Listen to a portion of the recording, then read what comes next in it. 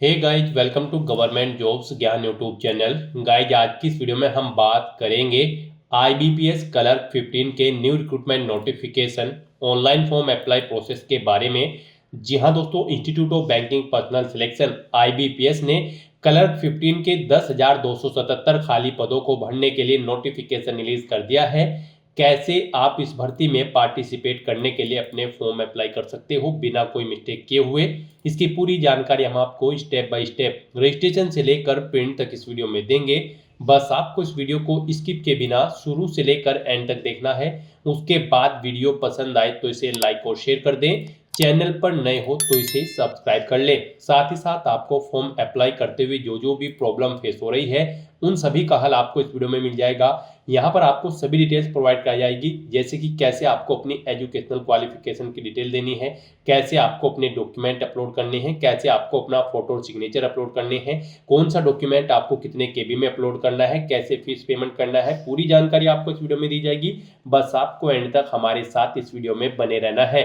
तो बिना कोई वक्त गंवाए चलिए शुरू करते हैं। आपको इस वीडियो के डिस्क्रिप्शन बॉक्स में हमारी वेबसाइट ind-sarkari-naukri.in के इस पेज का लिंक मिल जाएगा। यहाँ पर आपको इस भर्ती के रिगार्डिंग सभी डिटेल्स प्रोवाइड कर दी गई है। Institute of banking personal selection IBPS ने क्लर्क 15 के एग्जाम के तहत यहाँ पर 10,277 खाली पदों को भरने के लिए नोटिफिकेशन रिलीज कर दिया है। आप 1 अगस्त 2025 से 21 अगस्त 2025 तक अपने फॉर्म अप्लाई कर सकते हो। ग्रेजुएट डिग्री धारक कैंडिडेट अप्लाई कर सकते हैं। 20 से 28 साल आपकी आयु सीमा रखी गई है।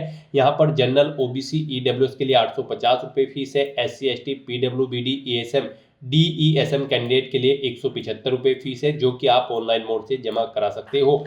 यहाँ पर सिलेक्शन आपका प्री एग्जाम और मेन एग्जाम के तहत होगा। आप ऑल इंडिया से ऑनलाइन मोड में अप्लाई कर सकते हो। उसके लिए आपको इस पेज को नीचे स्क्रॉल डाउन करते हुए इंपॉर्टेंट लिंक सेक्शन में आना है। ऑफिशियल नोटिफिकेशन पीडीएफ लिंक पर क्लिक करके इस भर्ती के नोटिफिकेशन को ओपन कर लेना है और इसमें से आपको पूरी डिटेल रीड कर लेनी है। यहाँ पर आईबीपीएस क्लर्क 15 एग्जाम के तहत कस्टमर सर्विस एसोसिएट्स के खाली पदों को भरा जाएगा। 10,277 खाली पद है। यहाँ पर आप इस नोटिफिकेशन में से पूरी डिटेल चेकआउट कर सकते हो। इसमें आपको सभी डिटेल्स प्रोवाइड कर दी गई है, जैसे कि क्या पोस्ट का नाम है, कितनी उसके लिए नंबर ऑफ वैकेंसीज है, कब से कब तक आप अप्लाई कर सकते हो और कैसे आप अप्लाई कर सकते हो। साथ ही साथ क्या आपका एलिजिबिलिटी क्राइटेरिया यहाँ पर इस भर्ती में पार्टिसिपेट करने के लिए रखा गया है। पूरी जानकारी आपको इस नोटिफिकेशन में दे दी गई है। आप सभी डिटेल्स यहाँ से रीड आउट करें, उसके बाद अपने फॉर्म अप्लाई कर लें। फॉर्म अप्लाई करने के लिए भी आपको हमारी वेबसाइट के इसी पेज पर ही अप्लाई ऑनलाइन का लिंक दिया गया है। जैसे ही आप इस लिंक पर क्लिक करेंगे तो आपके सामने यहाँ पर आईबीपीएस का ये ऑफिशियल पोर्टल ओपन होगा। गाइज, यहाँ पर अगर आपने पहले से रजिस्ट्रेशन कर रखा है तो आपको login for already registered candidate की स्टेप पर क्लिक करना है। उसके बाद आपके सामने लॉगिन का इंटरफेस शो होगा। यहाँ पर आकर आपको अपना रजिस्ट्रेशन नंबर एंटर करना है, अपना पासवर्ड आपको एंटर करना है, ये कैप्चा कोड यहाँ पर एंटर करना है और सबमिट के ऑप्शन पर क्लिक करते हुए आपको अपने डैशबोर्ड में लॉगिन कर लेना है और फिर वहाँ से आपको अपना फॉर्म अप्लाई करना है। और अगर आप इस भर्ती के लिए फर्स्ट टाइम अप्लाई करने जा रहे हो तो सबसे पहले यहाँ पर आपको अपना रजिस्ट्रेशन करना होगा। उसके लिए आपको click here for new registration की टैब दी गई है, आप इस पर क्लिक करें। उसके बाद आपके सामने रजिस्ट्रेशन का फॉर्म ओपन हो जाएगा। यहाँ पर गाइज आपको अपनी बेसिक डिटेल्स प्रोवाइड करनी है सबसे पहले। उसके बाद आपको अपना फोटो और सिग्नेचर अपलोड करना है, अपनी कुछ और डिटेल्स आपको देनी है, फॉर्म का प्रीव्यू चेकआउट करना है, अपने डॉक्यूमेंट्स को अपलोड करना है और फीस पेमेंट करते हुए आपको अपना फॉर्म अप्लाई कर लेना है। यहाँ पर इन स्टेप्स को आपको कंप्लीट करते हुए अपना फॉर्म अप्लाई करना होगा। तो सबसे पहले यहाँ पर आपको रजिस्ट्रेशन में अपनी बेसिक इन्फॉर्मेशन प्रोवाइड करनी है। उसके लिए यहाँ पर सबसे पहले आपको अपना फर्स्ट नेम एंटर करना है, फिर आपको वही नेम एक बार फिर से एंटर करके उसे कंफर्म कर लेना है। अपना मिडिल नेम और लास्ट नेम आपको एंटर करना है। अगर आपका मिडिल नेम लास्ट नेम है नहीं है तो आप इन कॉलम्स को खाली छोड़ दें। उसके बाद गाइज यहाँ पर आपको अपना मोबाइल नंबर एंटर करना है, फिर उसे एक बार फिर से एंटर करके कंफर्म कर लेना है। कोई अल्टरनेट मोबाइल नंबर है तो वो आप एंटर कर दें, या फिर लैंडलाइन नंबर नहीं है तो इस कॉलम को आप खाली छोड़ दें। फिर यहाँ पर आप अपनी ईमेल आईडी के शुरू के कैरेक्टर एंटर करें। उसके बाद यहाँ पर आप सेकंड कॉलम में से डोमेन नेम सेलेक्ट कर लें, जिस पर आपकी ईमेल आईडी है, जीमेल, हॉटमेल या फिर याहू। आप अपने अकॉर्डिंग यहाँ से डोमेन सेलेक्ट करें।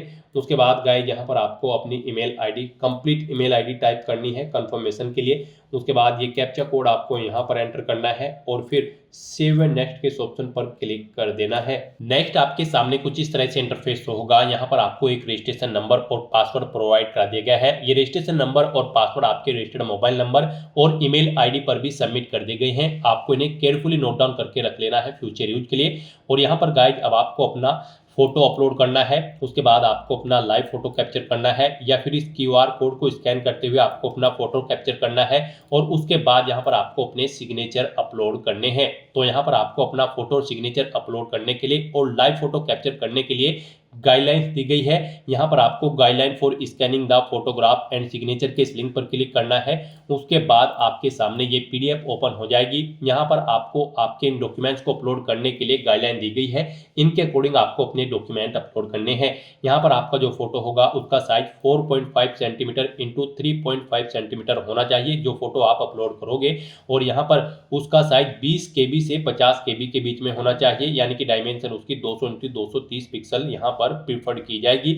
आपका फोटो जेपीजी या फिर जेपीईजी फॉर्मेट में होना चाहिए। और यहाँ पर जब आप अपना लाइव फोटो कैप्चर करेंगे आपको सीधा कैमरे की तरफ देखना है और आपके जहाँ पर आप अपना फोटो कैप्चर करेंगे वहाँ पर सिंपल बैकग्राउंड होना चाहिए, प्रॉपर वे में लाइट होनी चाहिए जिस स्थान पर आप अपना फोटो कैप्चर कर रहे हैं। और फोटो कैप्चर करते समय यहाँ पर आपको अपने मुंह पर कोई मास्क या फिर चश्मा नहीं लगाना है, कानों में ईयरफोन्स वगैरह भी आपको यूज नहीं करने हैं फोटो कैप्चर करते समय। और सिग्नेचर यहाँ पर आपके 140 इंटू 60 पिक्सल यहाँ पर उनकी डायमेंशन होनी चाहिए। ब्लैंक इंक पेन से आपके सिग्नेचर होनी चाहिए। 10 KB से 20 KB के बीच में आपके सिग्नेचर होने चाहिए। यहाँ पर जेपीजी या फिर जेपीईजी फॉर्मेट में आपके सिग्नेचर होने चाहिए। कैपिटल लेटर्स में आपके सिग्नेचर यहाँ पर एक्सेप्टेबल नहीं होंगे। तो यहाँ पर ये गाइडलाइन चेकआउट करते हुए आपको अपने डॉक्यूमेंट्स अपलोड करने हैं, फोटो और सिग्नेचर। तो यहाँ पर आपको अपना फोटो अपलोड करने के लिए ब्राउज के इस ऑप्शन पर क्लिक करना है, फाइल को सिलेक्ट कर लेना है और अपना फोटो यहाँ पर आपको अपलोड कर देना है। उसके बाद यहाँ पर आपको अपना लाइव फोटो कैप्चर करना है। आप कैप्चर फोटो के ऑप्शन पर क्लिक करें और अपने वेब कैमरा के थ्रू यहाँ से अपना लाइव फोटो कैप्चर कर लें। और यहाँ पर अगर आप अपना वेब कैमरा के थ्रू फोटो कैप्चर करना नहीं चाहते हैं तो इसके लिए भी आपको सेकंड ऑप्शन दिया गया है। यहाँ पर आप क्लिक हियर टू स्कैन के इस ऑप्शन पर क्लिक करें, इस क्यूआर कोड को अपने मोबाइल फोन से स्कैन करें और अपना लाइव फोटो यहाँ पर आप कैप्चर कर दें।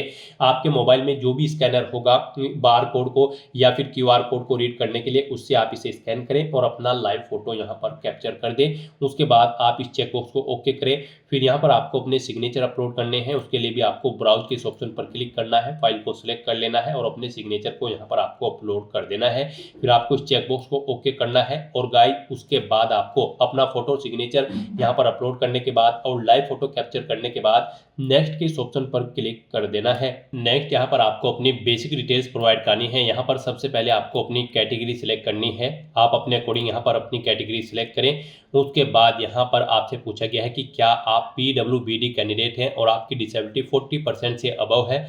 अगर है तो आप येस सेलेक्ट करें, फिर अपनी डिसेबिलिटी का टाइप सेलेक्ट करें। उसके बाद यहाँ पर आप अपनी सब डिसेबिलिटी सेलेक्ट कर सकते हैं। और अगर आप PWBD कैंडिडेट नहीं हैं और आपकी डिसेबिलिटी 40% से अबव नहीं है तो यहाँ पर आप सिंपली नो ऑप्शन सेलेक्ट करेंगे।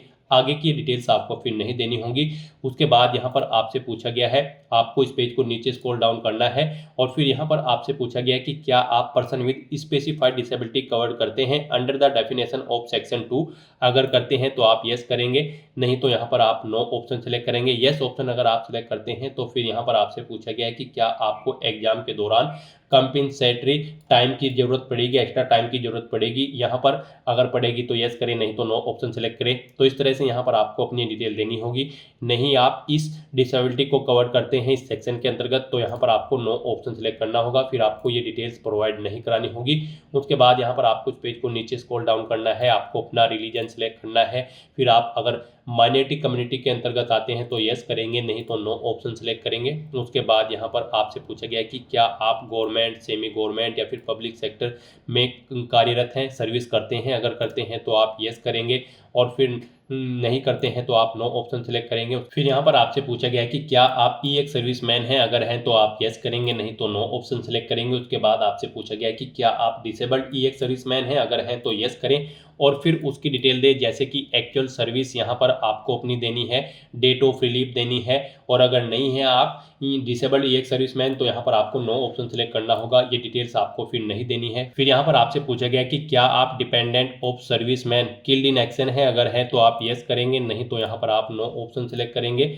उसके बाद यहाँ पर आपसे पूछा गया है कि क्या आप यहाँ पर रिलेक्शन लेना चाहते हैं, अगर आप विडो या फिर डाइवोर्स वुमेन हैं, अगर चाहते हैं तो येस करें, नहीं तो नो ऑप्शन सेलेक्ट करें। फिर यहाँ पर आपसे पूछा गया कि क्या आप IBPS कलर के CWE CRP clerical CSA cadre के एग्जाम में इस एग्जाम से पहले भी पार्टिसिपेट किए हैं, अगर किए हैं तो यहाँ पर आप येस करें। कितनी बार आपने पार्टिसिपेट किया है वो यहाँ पर आप एंटर करें और फिर उस एग्जाम का नाम सेलेक्ट कर लें जिसमें आपने यहाँ पर पार्टिसिपेट किया है। यहाँ पर अगर आपने एक से ज़्यादा बार IBPS कलर के एग्जाम में पार्टिसिपेट किया है तो आप कंट्रोल प्रेस करके यहाँ पर एग्जाम सेलेक्ट कर सकते हैं जिन जिन एग्जाम्स में आपने पार्टिसिपेट किया है। फिर यहाँ पर आपसे पूछा गया कि क्या आप ट्रेंड अप्रेंटिस है यहाँ पर किसी पार्टिसिपेटिंग बैंक या फिर BFSI सेक्टर से, अगर हैं तो आप येस ऑप्शन सेलेक्ट करें और फिर यहाँ पर आप सेलेक्ट करें आपने किस बैंक में या फिर एनी अदर BFSI सेक्टर में किस में अपनी ट्रेनिंग की है अप्रेंटिस की, वो ऑप्शन यहाँ पर आप सेलेक्ट करें। टाइम पीरियड यहाँ पर आप सेलेक्ट कर लें।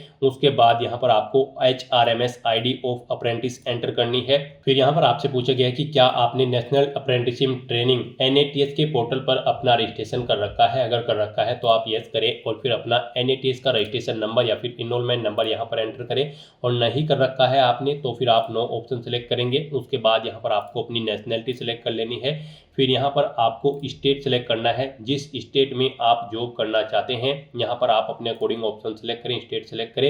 उसके बाद यहाँ पर आपको लोकल लैंग्वेज उस स्टेट की आनी चाहिए जिस स्टेट के लिए आप अप्लाई कर रहे हैं, तो यहाँ पर आपको उस स्टेट के अकॉर्डिंग उसकी लोकल लैंग्वेज प्रोवाइड कर दी जाएगी। जो स्टेट यहाँ पर आप सिलेक्ट करेंगे उसके अकॉर्डिंग यहाँ पर आपको उस स्टेट की लोकल लैंग्वेज शो कर दी जाएगी।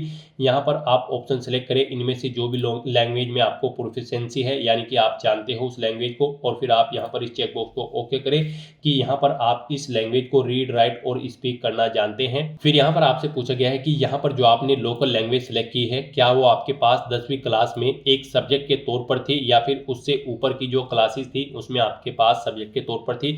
तो यहाँ पर आपको येस या नो अपने अकॉर्डिंग ऑप्शन सेलेक्ट करना है। फिर यहाँ पर आपसे कहा गया है कि यहाँ पर आपको अपनी 10वीं क्लास या फिर इससे ऊपर के सर्टिफिकेट जिसमें आपके पास जो लैंग्वेज आपने सेलेक्ट की है वो एक सब्जेक्ट के तौर पर थी, वो यहाँ पर आपको डॉक्यूमेंट वेरीफाई कराते समय शो करनी होगी। तो आपको इस चेकबॉक्स को ओके करना है। और अगर आपके पास लैंग्वेज नहीं थी एक सब्जेक्ट के तौर पर 10वीं क्लास में, ये जो लैंग्वेज यहाँ पर आपकी लोकल लैंग्वेज है, तो फिर यहाँ पर आपको जो यहाँ पर लोकल लैंग्वेज प्रोफिशिएंसी टेस्ट होगा उसमें यहाँ पर आपको पार्टिसिपेट करना होगा मेन एग्जाम के बाद, और फिर आपको इस चेकबॉक्स को ओके करना होगा यहाँ पर अगर आप नो ऑप्शन सेलेक्ट करते हैं। फिर यहाँ पर आपको अपना प्री एग्जाम के सेंटर सेलेक्ट कर लेने हैं। यहाँ पर आपको 2 चॉइस दी गई है प्री एग्जाम के सेंटर सेलेक्ट करने के लिए, यहाँ पर आप अपने अकॉर्डिंग ऑप्शन सेलेक्ट करें। फिर आप मेन एग्जाम के लिए भी सेंटर सेलेक्ट करें, इनके लिए भी आपको यहाँ पर 2 ऑप्शन दिए गए हैं। 2 मेन एग्जाम सेंटर यहाँ पर आप सिलेक्ट करें, पेज को नीचे स्क्रॉल डाउन करें। फिर यहाँ पर आपसे पूछा गया है जब आप एग्जाम में पार्टिसिपेट करेंगे तो यहाँ पर आप अपने साथ ID लेकर आएंगे, तो आपको इस चेकबॉक्स को ओके करना है। अपना ID प्रूफ यहाँ पर आपको सिलेक्ट करना है, जैसे कि आधार कार्ड, पैन कार्ड या फिर पासपोर्ट। आप जो भी एग्जाम टाइम पर अपने साथ लेकर आएंगे आप अपने अकॉर्डिंग ऑप्शन सेलेक्ट करें, उसका नंबर यहाँ पर आप एंटर करें। फिर यहाँ पर आपसे पूछा गया है कि यहाँ पर आप पेपर का मीडियम किस लैंग्वेज में चाहते हैं, English and Hindi, English and Urdu. यहाँ पर आपको आपकी स्टेट की लोकल लैंग्वेज के अकॉर्डिंग ऑप्शन दिए जाएंगे, आप इनमें से अपने अकॉर्डिंग ऑप्शन सेलेक्ट करें जिस लैंग्वेज में आप अपना एग्जाम पेपर चाहते हैं। उसके बाद यहाँ पर आपको अपनी पर्सनल डिटेल देनी है, यहाँ पर आपको अपनी डेट ऑफ बर्थ सेलेक्ट कर लेनी है। फिर आपको अपना जेंडर सेलेक्ट करना है, अपना मैरिटल स्टेटस आपको सेलेक्ट कर लेना है, आप मैरिड हो या फिर अनमैरिड। उसके बाद यहाँ पर आपको अपना आधार कार्ड नंबर एंटर करना होगा। फिर यहाँ पर आपसे पूछा गया है कि क्या आप आधार को वेरीफाई करने की सहमति देते हैं, अगर देते हैं तो यस करें, नहीं तो नो ऑप्शन सेलेक्ट करें। फिर यहाँ पर आपको अपना पैन कार्ड नंबर एंटर करना है। आपके जुड़वा भाई बहन हैं तो यहाँ पर आप येस ऑप्शन सेलेक्ट करें और फिर उनका जेंडर सेलेक्ट करके उनका नाम यहाँ पर दें। नहीं है आपके जुड़वा भाई बहन तो यहाँ पर आपको नो ऑप्शन सेलेक्ट करना होगा। उसके बाद गाइस यहाँ पर अगर आपके जुड़वा भाई बहन हैं आप येस ऑप्शन सेलेक्ट करते हैं तो फिर यहाँ पर आपको बताना होगा कि क्या वो भी यहाँ पर IBPS कलर 15 के इस एग्जाम में पार्टिसिपेट करने जा रहे हैं। अगर जा रहे होंगे तो यस करेंगे। फिर उनके ID प्रूफ यहाँ पर आपको सेलेक्ट करना होगा, उसका नंबर देना होगा। और गाइस यहाँ पर अगर आपके जुड़वा भाई बहन नहीं है तो यहाँ पर आप सिंपली नो ऑप्शन सेलेक्ट करेंगे, आगे की डिटेल्स आपको नहीं देनी होगी। फिर यहाँ पर आपको अपने फादर का नाम एंटर करना है। उसके बाद यहाँ पर आपको अपनी मदर का नाम एंटर करना है। आप मैरिड हो तो अपने हस्बैंड या फिर वाइफ का नाम यहाँ पर एंटर कर देंगे। उसके बाद यहाँ पर आपको अपना कोरोस्पोंडेंस एड्रेस एंटर करना है। फिर यहाँ पर आपको अपना परमानेंट एड्रेस एंटर करना है। और अगर आपका परमानेंट एड्रेस आपके कोरोस्पोंडेंस एड्रेस के अकॉर्डिंग सेम है तो यहाँ पर आप same as address for correspondence के इस चेकबॉक्स को ओके करें। ऑटोमेटिकली आपका परमानेंट एड्रेस आपके कोरोस्पोंडेंस एड्रेस के अकॉर्डिंग फिल हो जाएगा। उसके बाद यहाँ पर आपको जीएसटी इनवॉइसिंग एड्रेस सेलेक्ट करना है, यानी कि जिस एड्रेस पर आप कम्युनिकेट करना चाहते हैं इस भर्ती प्रोसेस के दौरान वो एड्रेस यहाँ पर आप सेलेक्ट करें। उसके बाद यहाँ पर आपको आपकी कैटेगरी के अकॉर्डिंग एप्लीकेशन फीस का अमाउंट शो कर दिया जाएगा। इस तरह से अपनी सभी डिटेल्स प्रोवाइड करने के बाद फिर आपको वैलिडेट योर डिटेल के इस ऑप्शन पर क्लिक करना है, अपनी सभी डिटेल्स को वैलिडेट कर लेना है और फिर आपको सेव एंड नेक्स्ट के इस ऑप्शन पर क्लिक कर देना है। नेक्स्ट यहाँ पर आपको अपनी एजुकेशनल क्वालिफिकेशन की डिटेल देनी है इस भर्ती में पार्टिसिपेट करने के लिए। जी हाँ दोस्तों, IBPS क्लर्क 15 एग्जाम में पार्टिसिपेट करने के लिए आपके पास ग्रेजुएट डिग्री होनी जरूरी है किसी भी रिलीवेंट डिसिप्लिन के अंतर्गत किसी वेल रिकॉग्नाइज्ड यूनिवर्सिटी से। तो यहाँ पर आपको अपनी क्वालिफिकेशन की डिटेल प्रोवाइड करनी है। सबसे पहले यहाँ पर आपको अपनी 10वीं क्लास की डिटेल देनी होगी। यहाँ पर आपको बोर्ड का नाम देना है जिससे आपने अपनी 10वीं क्लास पास आउट की है। फिर पासिंग डेट आपको सिलेक्ट कर लेनी है, कितने परसेंट मार्क्स आपने ऑब्टेन किए हैं वो यहाँ पर आपको एंटर करना है। आपको बताना है आपकी फर्स्ट क्लास है या फिर सेकेंड या फिर पास आउट हो, आप अपने अकॉर्डिंग ऑप्शन सेलेक्ट करें। उसके बाद यहाँ पर आपको अपनी ग्रेजुएशन की डिटेल देनी है। यहाँ पर आपको यूनिवर्सिटी का नाम देना है जिससे आपने अपनी ग्रेजुएशन पास आउट की है। फिर आपने ग्रेजुएशन किस में पास आउट की है यहाँ पर आप ऑप्शन सेलेक्ट करें, BSc, BA, BTech, B Pharma, B Arts, law, CA, CS, आप अपने अकॉर्डिंग यहाँ पर ऑप्शन सेलेक्ट करें। उसके बाद यहाँ पर आपको अपना स्पेशलाइजेशन या फिर सब्जेक्ट सेलेक्ट कर लेना है ग्रेजुएशन का जिसमें आपने अपनी ग्रेजुएशन यहाँ पर पास आउट की है। फिर यहाँ पर आपको पासिंग डेट सेलेक्ट कर लेनी है। उसके बाद आपको मार्क्स की परसेंटेज देनी है, कितने परसेंट मार्क्स आपने ग्रेजुएशन में ऑब्टेन किए हैं। फिर आपको बताना है आपकी यहाँ पर फर्स्ट क्लास है, सेकंड है या फिर पास आउट है, आप अपने अकॉर्डिंग ऑप्शन सेलेक्ट करें। उसके बाद अगर आपने पोस्ट ग्रेजुएशन कर रखी है या फिर कोई प्रोफेशनल क्वालिफिकेशन या फिर कोई अन्य क्वालिफिकेशन आपने यहाँ पर कर रखी है तो उसकी डिटेल भी आप सेम ऐसे ही प्रोवाइड करा सकते हो। इस तरह से यहाँ पर आपको अपनी क्वालिफिकेशन की डिटेल देनी है। फिर यहाँ पर आपसे पूछा गया है कि क्या आपको कंप्यूटर की नॉलेज है, अगर है तो आप यस करें और फिर यहाँ पर आप बताएं आपके पास सर्टिफिकेट है, डिप्लोमा है, डिग्री है, आप अपने अकॉर्डिंग यहाँ पर ऑप्शन सेलेक्ट करें। और फिर यहाँ पर अगर आप डिप्लोमा सेलेक्ट करते हैं तो आप बताएं कंप्यूटर ऑपरेशन है या फिर लैंग्वेज, आप अपने अकॉर्डिंग दें। डिग्री सेलेक्ट करते हैं तो फिर यहाँ पर उसमें भी आपको ऑप्शन सेलेक्ट करना होगा। उसके बाद गाइस यहाँ पर आपसे पूछा गया है कि क्या आपको कोई वर्क एक्सपीरियंस है, अगर है तो यहाँ पर आपको अपनी डिटेल देनी है एक्सपीरियंस की। यहाँ पर अगर आपको एक्सपीरियंस है तो आपसे पूछा गया है कि क्या आप प्रेजेंट में भी वर्किंग है, अगर है तो यस करें, नहीं तो नो ऑप्शन सेलेक्ट करें। फिर यहाँ पर आपको अपना नाम एंटर करना है और फिर उसके बाद आपको अपनी डेजिग्नेशन देनी है, किस पोस्ट पर आप कार्यरत थे। उसके बाद आपको डेट सेलेक्ट करनी है, अगर यहाँ पर आपने कब से कब तक जॉब की है। उसके बाद यहाँ पर आपको ड्यूटी ऑफ नेचर देना है, जॉब छोड़ चुके हैं तो इसे छोड़ने का कारण यहाँ पर आपको देना है। और उसके बाद गाइड यहाँ पर आपको इन डेट्स के अकॉर्डिंग, जो डेट्स यहाँ पर आप सेलेक्ट करेंगे उनके अकॉर्डिंग यहाँ पर आपका एक्सपीरियंस कैलकुलेट करके आपको शो कर दिया जाएगा। और यहाँ पर अगर आपको एक्सपीरियंस नहीं है तो आप इस सेक्शन को खाली छोड़ दें यहाँ पर। उसके बाद आपसे पूछा गया है कि क्या आप प्री एग्जाम ट्रेनिंग ले रहे हैं, अगर ले रहे हैं तो यस करें, नहीं तो नो ऑप्शन सेलेक्ट करें। उसके बाद आपसे पूछा गया है कि क्या आपके खिलाफ कोई यहाँ पर कोर्ट में केस पेंडिंग है, अगर है तो आप यस करेंगे, उसकी डिटेल देंगे, नहीं है तो नो ऑप्शन सेलेक्ट करेंगे। फिर यहाँ पर आपको अपनी लैंग्वेज की डिटेल प्रोवाइड करनी है। यहाँ पर आपको आपके स्टेट के अकॉर्डिंग एक लैंग्वेज प्रोवाइड करा दी जाएगी ऑटोमेटिकली, इसमें आप कुछ भी चेंज आउट नहीं कर पाओगे। ये यहाँ पर उस स्टेट की लोकल लैंग्वेज होगी जिस स्टेट के लिए आपने अप्लाई किया है स्टार्टिंग में, जहाँ पर आप जॉब करना चाहते हैं तो उस लैंग्वेज को आपको रीड, राइट और स्पीक आना जरूरी है। उसके बाद इसके अलावा आप जो भी लैंग्वेज जानते हैं उसकी डिटेल यहाँ पर प्रोवाइड करा सकते हैं, उसे रीड, राइट, स्पीक जो भी करना जानते हैं आप अपने अकॉर्डिंग यहाँ पर डिटेल प्रोवाइड कराते हुए उसकी डिटेल प्रोवाइड करा सकते हैं। और इस तरह से अपनी सभी डिटेल्स यहाँ पर फिल करने के बाद फिर आपको वैलिडेट योर डिटेल के इस ऑप्शन पर क्लिक करना है, अपनी सभी डिटेल्स को यहाँ पर वैलिडेट कर लेना है और फिर आपको सेव एंड नेक्स्ट के इस ऑप्शन पर क्लिक कर देना है। नेक्स्ट आपके सामने कुछ इस तरह से इंटरफेस होगा। अब यहाँ पर आपको अपनी बैंक प्रेफरेंस देनी है। यहाँ पर IBPS क्लर्क 15 एग्जाम को पास आउट करने के बाद आपको इन बैंक्स में रिक्रूट किया जाएगा। इनमें आपको ऑप्शन दिए गए हैं। यहाँ पर आप जिस बैंक में फर्स्ट नंबर पर रिक्रूट होना चाहते हैं उसे आप फर्स्ट नंबर पर सेलेक्ट करें, जिसमें सेकंड, थर्ड, फोर्थ पर आप रिक्रूट होना चाहते हैं उसे यहाँ पर आप सेकंड, थर्ड नंबर पर सेलेक्ट करें। इस तरह से यहाँ पर आपको अपनी बैंक प्रेफरेंस देनी है, यानी कि जिस बैंक में आप फर्स्ट नंबर पर जॉब करना चाहते हैं उसे यहाँ पर आप फर्स्ट नंबर पर सेलेक्ट करें, जिसे सेकंड नंबर पर आप प्रेफरेंस देना चाहते हैं उसे सेकंड नंबर पर आप यहाँ पर सेलेक्ट करें। इस तरह से यहाँ पर आप जिस बैंक को जिस नंबर पर सेलेक्ट करेंगे उस नंबर पर उसे प्रेफरेंस दी जाएगी। यहाँ पर आप अपने अकॉर्डिंग इन सभी बैंक की बैंक प्रेफरेंस सेलेक्ट करें और उसके बाद आपको यहाँ पर वैलिडेट योर डिटेल के इस ऑप्शन पर क्लिक करते हुए अपनी ये डिटेल वैलिडेट कर लेनी है और फिर आपको यहाँ पर सेव एंड नेक्स्ट के इस ऑप्शन पर क्लिक कर देना है। नेक्स्ट आपके सामने कुछ इस तरह से इंटरफेस शो होगा। पीछे जो आपने डिटेल प्रोवाइड कराई है उसका पूरा प्रीव्यू यहाँ पर आपको शो कर दिया गया है। आपको सभी डिटेल्स केयरफुली चेकआउट करनी है, पेज को नीचे स्क्रॉल डाउन करना है,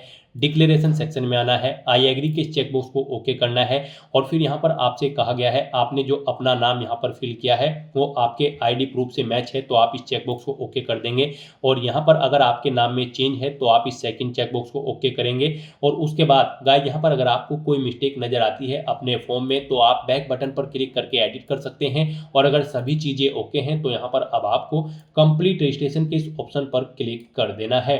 नेक्स्ट यहाँ पर आपको अपने डॉक्यूमेंट अपलोड करने हैं। यहाँ पर आपको अपना left thumb impression, hand written declaration document और 10वीं क्लास का सर्टिफिकेट आपको अपलोड करना है। इनके लिए भी आपको गाइडलाइन दी गई है। यहाँ पर आप गाइडलाइन फॉर डॉक्यूमेंट अपलोड के इस लिंक पर क्लिक करें, आपके सामने ये पीडीएफ ओपन होगी, यहाँ से आप चेकआउट कर सकते हो। आपका लेफ्ट थंब इंप्रेशन यहाँ पर 20 KB से 50 KB के बीच में होना चाहिए। डायमेंशन उसकी 240 × 240 पिक्सल होनी चाहिए। जेपीजी या फिर जेपीजी फॉर्मेट में आपके यहाँ पर लेफ्ट थंब इंप्रेशन होनी चाहिए। उसके बाद यहाँ पर आपको अपना hand written declaration document upload करना है, वो भी यहाँ पर जेपीजी या फिर जेपीजी फॉर्मेट में होना चाहिए। डायमेंशन उसकी 800 × 400 पिक्सल में होनी चाहिए।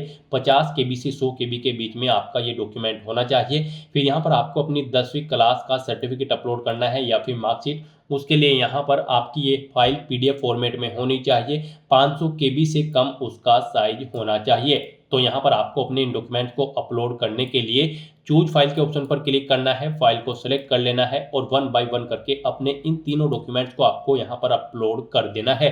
उसके बाद गाइस यहाँ पर I confirm the hand written declaration and thumb impression uploaded above are valid. यहाँ पर आपसे कहा गया है कि आपने जो ये डॉक्यूमेंट्स अपलोड किए हैं वे सभी वैलिड हैं, तो आपको चेकबॉक्स को ओके कर देना है।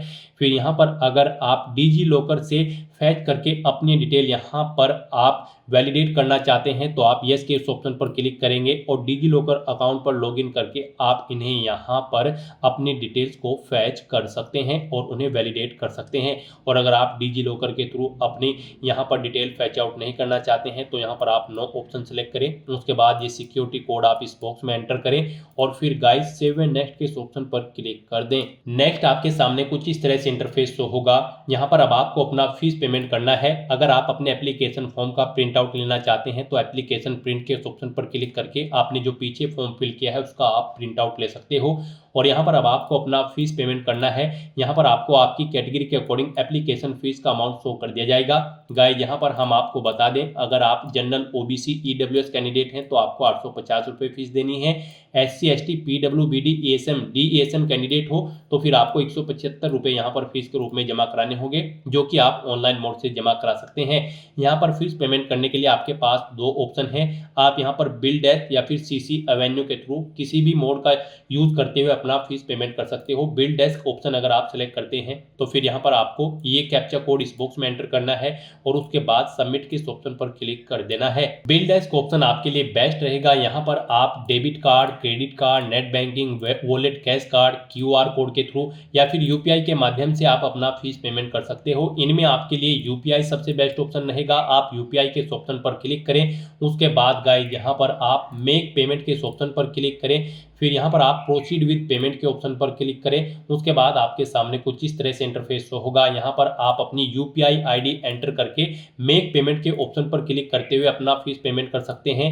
और अगर आप यहाँ पर QR कोड के थ्रू अपना फीस पेमेंट करना चाहते हैं, यहाँ पर आप क्लिक हियर टू स्कैन के इस ऑप्शन पर क्लिक करें। ये यूपीआई कोड यहाँ पर आपको शो होगा, क्यूआर कोड, आप इसे अपने यूपीआई से स्कैन करें और अपना फीस पेमेंट कर दें। सक्सेसफुली फीस पेमेंट होते ही यहाँ पर आपका एप्लीकेशन फॉर्म सबमिट हो जाएगा। उसके बाद आपको अपने एप्लीकेशन फॉर्म का एक हार्ड कॉपी प्रिंट आउट ले लेना है फ्यूचर यूज के लिए, फ्यूचर रेफरेंस के लिए। तो दोस्तों ऐसे आप आईबीपीएस क्लर्क 15 के इस रिक्रूटमेंट एग्जाम के लिए अपने फॉर्म अप्लाई कर सकते हो बिना कोई मिस्टेक किए हुए, स्टेप बाय स्टेप। आज की इस वीडियो में बस इतना ही। आई होप ये वीडियो आपको पसंद आई होगी। अगर पसंद आई हो तो इसे लाइक और शेयर करें, चैनल पर नए हो तो इसे सब्सक्राइब कर लें। Thanks for watching.